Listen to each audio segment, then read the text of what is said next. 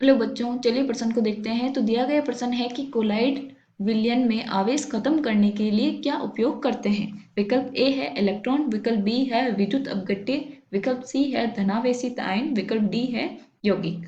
तो हमें बताना है कि किसी भी कोलाइड विलयन के जो आवेश को खत्म करने के लिए हम किसका उपयोग कर सकते हैं।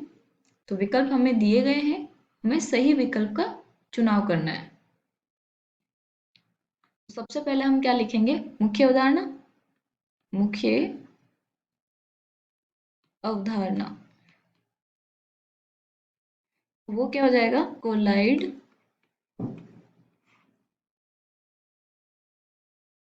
को स्कंदित करने के लिए, स्कंदित करने की विधियां।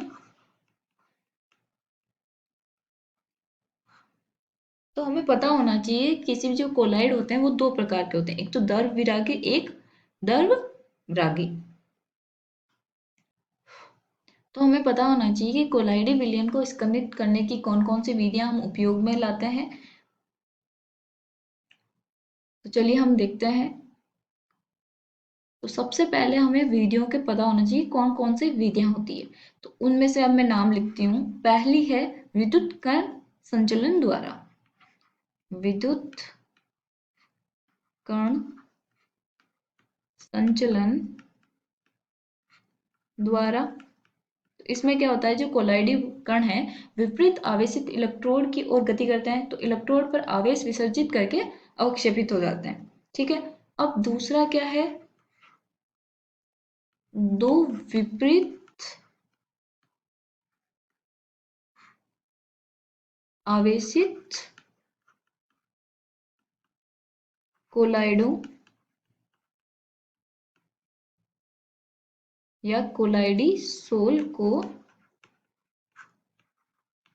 मिश्रित करके, या फिर ऐसा है कि हम इसमें क्या होता है कि जो दो प्रकार के कोलाइडी सोल होते हैं, एक तो धनात्मक आवेश होता है उस पर, एक ऋणात्मक, किसी पे ऋणात्मक यानी धनावेशित और ऋणावेशित। तो अगर उन दोनों को एक साथ मिला दे तो वो क्या करेगा, धनात्मक और ऋणात्मक मिलकर उन दोनों आवेश को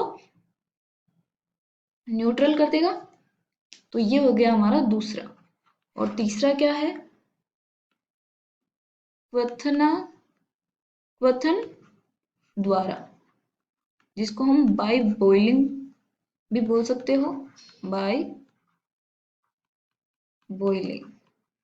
तो इसमें क्या होता है कि जब एक सोल को उबाला जाता है तो परिक्षेपण माध्यम के कणों के साथ जो टक्कर बढ़ने से क्या होता है कि अधिशोषित विक्षुब्ध हो जाते हैं, यानी डिस्टर्ब हो जाती है, जिसके कणों पर आवेश कम हो जाता है और वे अवक्षेपित होते हैं।